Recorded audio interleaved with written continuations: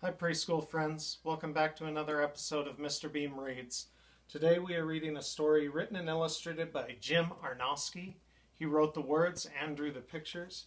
It's called Grandfather Buffalo. And it's about an old buffalo and his grandson, a young calf buffalo. Let's find out.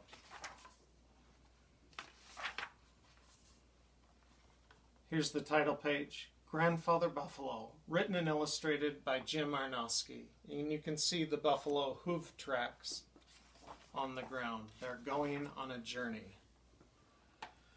Grandfather Buffalo was old and slow, but he was still strong.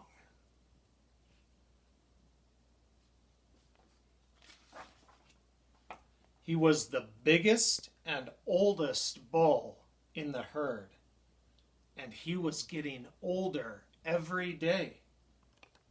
He spent a lot of time alone, lying in the tall grass, resting his old bones. A herd is a group of animals, like a group of cows or buffalo or deer. When the herd moved on, Grandfather Buffalo slowly stood and shook the dust off his sides and followed. Each time he was left a little further behind.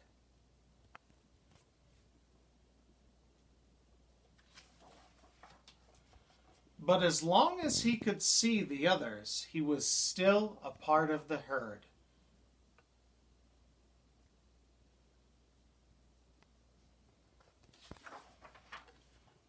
Longhorn cattle and prairie dogs kept the old buffalo company some of the way. Mostly, though, he walked alone, following the fresh tracks of his herd. He can see the hoof prints in the ground, so he knows where they're going. One day at a drinking stream, Grandfather Buffalo came upon another buffalo also traveling, far behind the herd. It was a young cow, that's a female or a woman cow, and the heavy weight of her unborn calf. So she's pregnant with a calf. She's ready to give birth to a baby buffalo.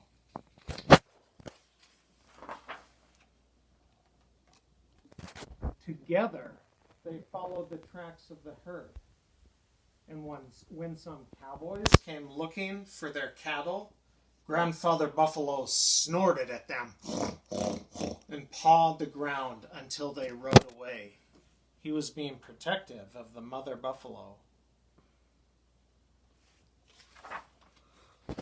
Later that night, when the herd was close by, the cow gave birth to her calf. All through the night, Grandfather Buffalo listened in the darkness for sounds of danger. But all he heard were the tiny sounds of the newborn calf and the soft grunts of its mother.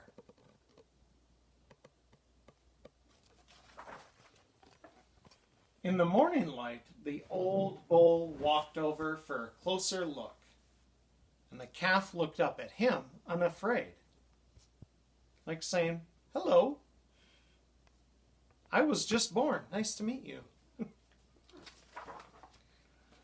When the herd moved on, the calf stumbled and hopped and ran, trying to keep up with his mother and the rest. Grandfather Buffalo was close behind, nudging the young calf along. "Come on, keep up. We've got to stay with the herd." They walked into a dust storm, and the calf could not see his mother, and he ran around crying loudly. In the blur of the storm, he accidentally ran into Grandfather Buffalo and butted his hard head into the old bull's woolly side. Grandfather Buffalo grunted and kept grunting as he walked. The calf followed the sound through the blinding dust. So Grandfather was making noise so the little calf could follow him through the dust storm. When the dust cleared, the herd was grazing just ahead. The calf ran to his mother, and Grandfather Buffalo was tired and wanted to be by himself, so he found a quiet spot to lie down and quickly fell asleep.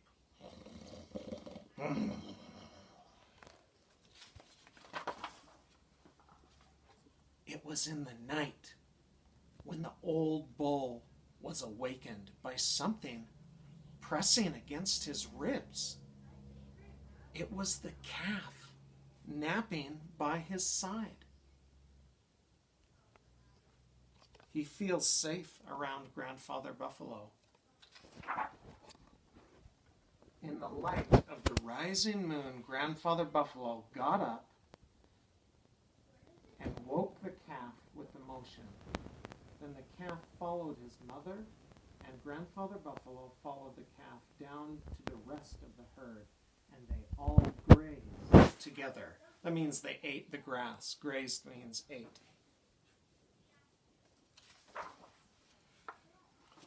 Grandfather Buffalo was old and slow, but he was still a part of the herd. There he is with the bird hanging out on his horn. And that is Grandfather Buffalo, as read to you by Mr. Beam. Thanks for watching, and see you next time.